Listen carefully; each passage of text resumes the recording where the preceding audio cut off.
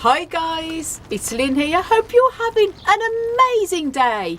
Now today guys, we're in the polytunnel and it is pouring down with rain for the past few days. Horrible, but there's something very sunny and very beautiful to show you today in the polytunnel. And before I go any further, a big thumbs up to my wonderful fiancé Hansi, who is behind the camera filming me at the moment, so I've got my hands free to show you the flowers.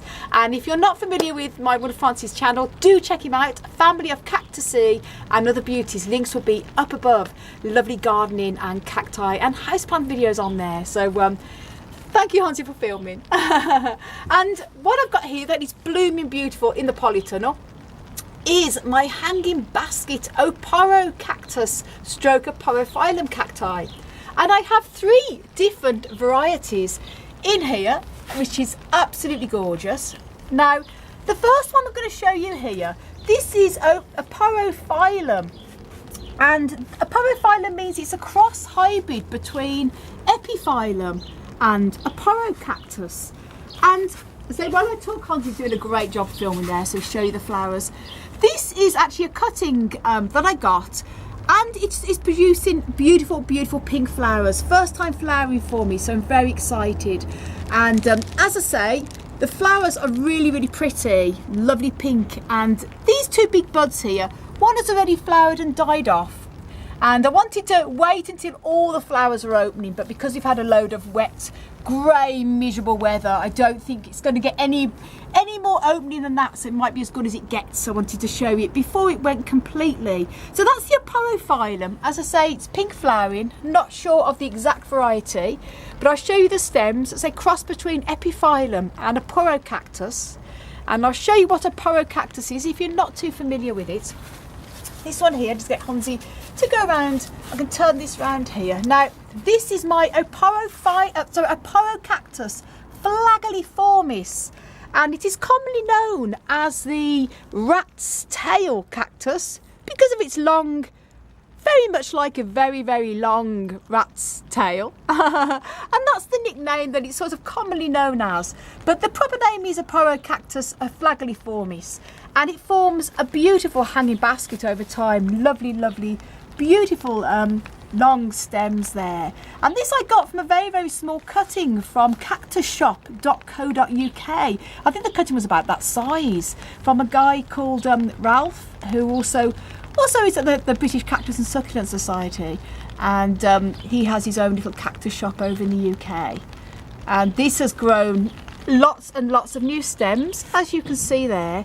Often has come down with mealybug and spider mite over the past few years, which I think we're using something called SB Invigorator at the moment, which I think is really working very good, because first time ever I've been very pleased to see no mealybug or spider mites on our plants. So I'm going to do a review again on that product. We started using it only a couple of months ago. New stems coming up there, and as I say, the Aporocactus flagelliformis also has lovely deep pink flowers, and look at all that lovely pollen and stigma. Oh, it's just beautiful. Lovely fine soft little spines. And then the last one I have in this basket, I'm just going to turn it round here. So Hansi did a great job there of filming. It's great to have my hands free. Now this is my Aporocactus malisonii, and this is a cutting from my original big mother plant I had. That sadly, I don't really know what happened to it. It just sort of went very brown at the base and just went all, I just don't know, it just went very ill looking, and I had to restart the whole plant from cuttings. And these are the cuttings. I've got a few more cuttings in different pots, and it is making a very good recovery. And this has a beautiful red flower on it. Gorgeous to see there. As again, the flowers are all very similar on the Aporocactus Aporophyllum, and they're linked to the Epiphyllum. Gorgeous. Now these Aporocacti, the rat's tail cacti, they are sort of partly epiphytic, meaning they like more moisture and humidity than the desert cacti do, but they still don't like to be kept as high humidity as normal Epiphyllum. So it's a bit of a cross between the two, so a little bit different in that way. I let this hanging basket dry out over the winter, and keep it in the polytunnel cool and dry to a minimum of 5 to 7 Celsius, which is about 41 to 45 degrees Fahrenheit. And it's, as you can see, blooms lovely. This we normally have outside in our yard on the hanging basket with all of our other hanging baskets. As I say, the weather's been absolutely atrocious here the past week, non-stop rain, so we've had to bring them all in. That's absolutely blooming beautiful too. Bit dehydrated, it is well watered, the energy's going to all of the buds and the flowers, which is why it's a bit shriveled. It's going to pick up again once it's finished flowering, but we've had to bring the majority of the hanging baskets in because it has not stopped raining.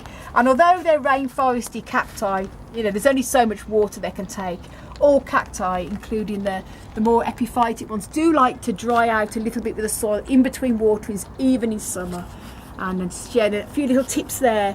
And again, thank you, Hansi, for filming. And stay tuned for lots more flower videos coming out in the next couple of weeks, because we've got loads in bud. So stay tuned for that. And thank you guys so much for watching.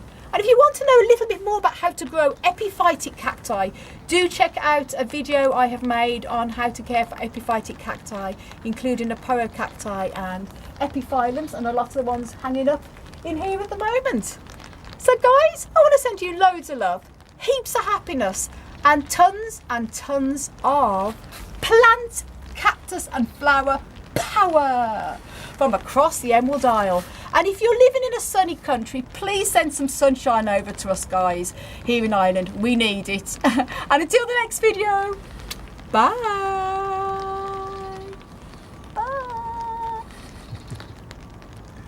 Bye. Bye.